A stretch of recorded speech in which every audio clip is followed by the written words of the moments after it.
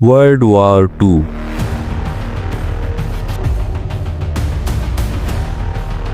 इंसानी तारीख की सबसे खौफनाक जंग।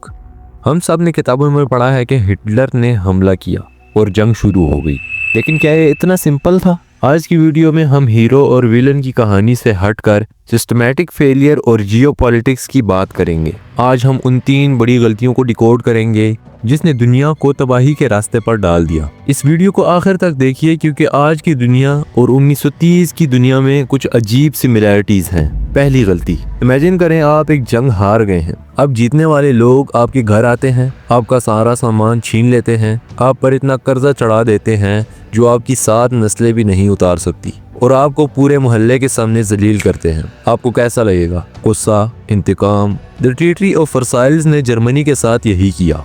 उनसे उनका 13% इलाका छीन लिया गया और उनकी इकोनॉमी को ब्लॉक कर दिया गया। ब्रिटेन के इकोनॉमिस्ट जॉन मेनर्ड केन्स, उस वक्त उन्होंने एक बुक लिखी थी, the economic consequences of the peace, जिसमें उन्होंने साफ कहा था कि अगर हमने जर्मन को इतना निचोड़ा तो ये लोग दोबारा लड़ेंगे। यहाँ पॉइंट ये है, एक्सट्रीम ह्यूमिलेशन हमेशा एक्सट्रीम रेडिकलिज्म को जन्म देती है।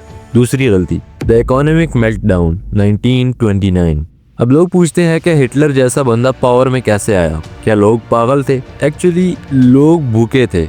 1929 में जब अमेरिका में ग्रेट डिप्रेशन आया तो उसका असर पूरी दुनिया पर हुआ। जर्मनी में हालात ये थे कि एक ब्रेड खरीदने के लिए पूरी रेडी भर के पैसे ले जाने पड़ते थे।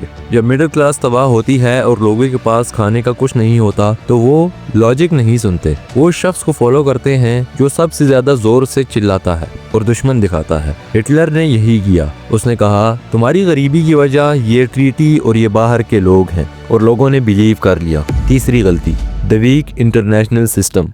आज हमारे पास यूनाइटेड नेशन है, उस वक्त लीग ऑफ नेशन होती थी, लेकिन ये ऑर्गेनाइजेशन इतनी कमजोर थी कि इसे अ टूथलेस टाइगर कहा जाता था। अब यहाँ पे 2 बड़ी प्रॉब्लम्स थी। पहली प्रॉब्लम, अमेरिका इसका मेंबर नहीं था। दूसरी प्रॉब्लम, इसके पास अपनी कोई फोर्स नहीं थी रूल्स इन्फोर्स करने के लिए। जब जापान ने 1931 में चाइना के हिस्से मंचूरिया पर कब्जा किया तो लीग ऑफ नेशन ने सिर्फ कंडेमनेशन की। जापान ने कहा हम ये ऑर्गेनाइजेशन छोड़ रहे हैं, और ऑर्गेनाइजेशन छोड़ दी। जब मुसोलिनी ने इथियोपिया पर हमला किया तब भी कोई एक्शन नहीं लिया गया। हिटलर ये सब देख रहा था। उसने समझ लिया कि बड़ी पावर्स ब्रिटेन और फ्रांस सिर्फ बातें करनी जानती हैं, लड़ना नहीं। अक्सर हम यूरोप पर फोकस करते हैं, लेकिन वर्ल्ड वॉर 2 का एक बड़ा हिस्सा एशिया में भी था। जापान एक छोटा सा जजीरा था जिसके पास न तेल था न आयरन। उसका सिस्टम क्रैश हो रहा था। उन्हें अपनी इंडस्ट्री चलाने के लिए रिसोर्सेज चाहिए थे जो उनके पास नहीं थे, इसलिए उन्होंने एक्सपेंशन शुरू की। जब अमेरिका ने जापान का ऑयल सप्लाई बंद किया, जिसे ऑयल एम्बार्गो भी कहते हैं, तो जापान के पास 2 रास्ते थे, या तो घुटने टेकें या फिर अटैक करें।